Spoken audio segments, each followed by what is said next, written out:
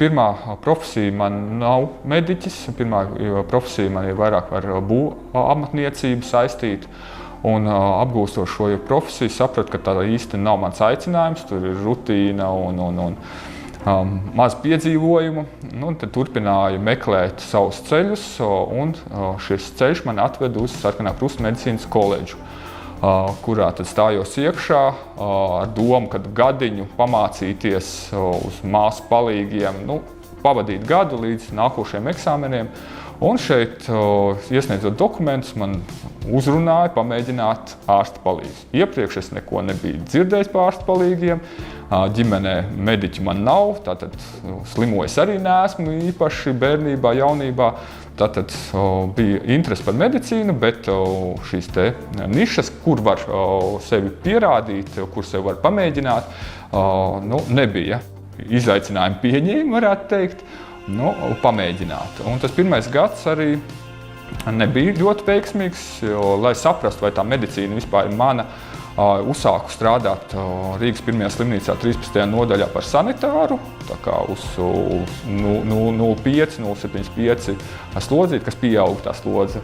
Un kā rezultātā veidojās kavējumi, un šo pirmo mēģinājumu, pirmo kursu es nepabeidzu, un tad nākošajā gadā jau ar lielāku mērķi pabeigt un iegūt ārsta palīga diplomu, un tad ar atkārtotu, tad es arī gāju līdz 3. kursam, kur atkal veidojās problēmas, jo es jau biju sācis strādāt neatliekamā medicīniskajā palīdzībā. Bija risks, ka es 3. kursu arī atlieku uz vēl vienu gadu, bet saņēmos un deva man tādu iespēju pabeigt.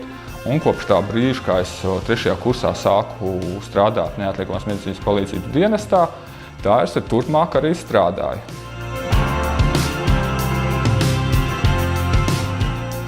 Docētāju, ja mēs tālāk runātu, kas ir tā attīstās mana gaitas, tas ir uzrunāt sabiedrību ne tikai par pirmo palīdzību, bet arī kolēģis, nākošos kolēģis, komandas strādniekus, arī koledžā kā pasniedzējs, kā docētājs. Arī es esmu ieinteresēts smelties no viņiem. No katras grupas es varu kaut ko paņemt, un to es arī mēģinu atrast katrā grupā. Negribētu meklēt kļūdas, bet arī atrast kļūdas un tās diskutēt laicīgi. Tā arī mūsu koledža mācību vide tam ir domāta, kļūdīties. Atrast kļūdu, to apzināt, novērst un neatkārtot. Par izaicinājumu tātad tas ir sakārtot savu dzīvi. Manuprāt, tas ir ne ārsta palīga, ne šī koledža, bet vispār.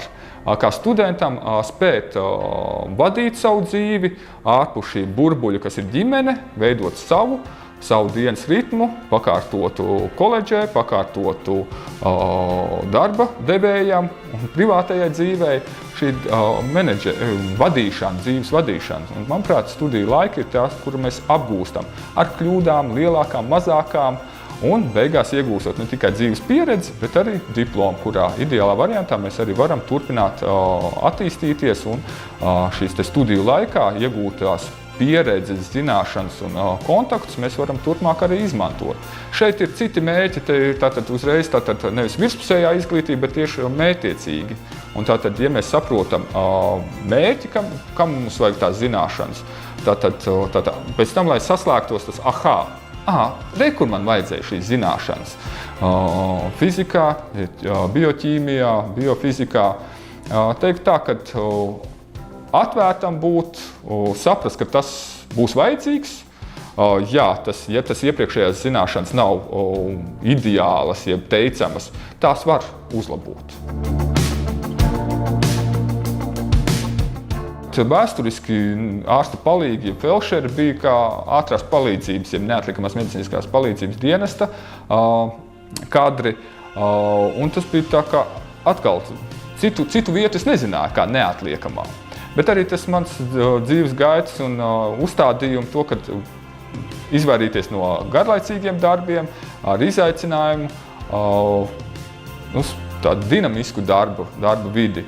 Un iepriekšējā pieredze nodaļā strādājot, to es sapratu, ka tas ir interesanti, cilvēkiem noderīgi, bet ir citi cilvēkiem, kam tas vairāk patīk. Pieļauju, ka dzīvē iespējams, kad es atgriezīšos nodaļā,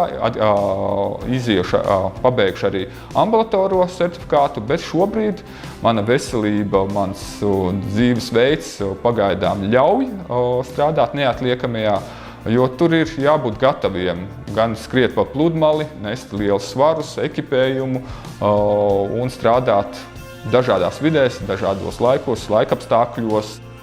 Katrs izsaukums neatliekamajā ir gan vidē, kur mēs aizbraucam, gan pacients ir izaicinājums.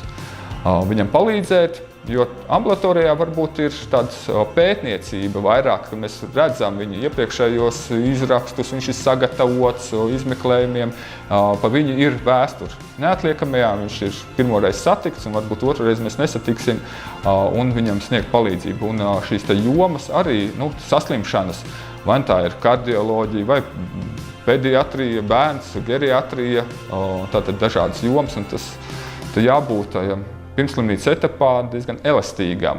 Tad mācamies un domājam tam līdzi, ko mēs mācamies, nevis vienkārši zubram. Tātad automātiski iemācamies to, ko lektors saka, bet saprotam to mērķi. Tad mums arī ārkārtas situācijās šīs situācija mazāk stresaina, jo mums ir jādomā dinamikā, kas ir nākošais posms. Koledžas laikos jau izveidojās sadarbība ar Latvijas Sarkanā Krusta organizāciju, un tur ir bijusi iespēja nodrošināt pirmo palīdzību līdz neatliekamajiem dažādos masu pasākumos. Un šī arī ir tāda interesanta pieredze ar to, kad gan redzēt koncertu, ko citi maksā, bet tajā pašā brīdī vēl arī būt kā koncertu organizators, bet par medicīnu. Mēs neesam vieni, kad mēs esam komandas darbs, un arī šeit es esmu šodien ar domu, kad uzrunājot jauniešus un nākošos studentus ar domu, ka mēs esam par maz. Ārsta palīgi ir par maz, māsas ir par maz, ārsti ir par maz. Un jūs tiksiet atalgoti, un jums darbs būs, un būs darbs ar gandarījumu. Aicinu pamēģināt un novēlu, lai izdodas. Pamēģināt, jebkurā gadījumā šīs zināšanas noderēs. Ļoti ceru, ka nevajadzēs, bet tajā pašā brīdī interesēties par savu veselību, atbalstot ģimeni, šīs zināšanas noderēs.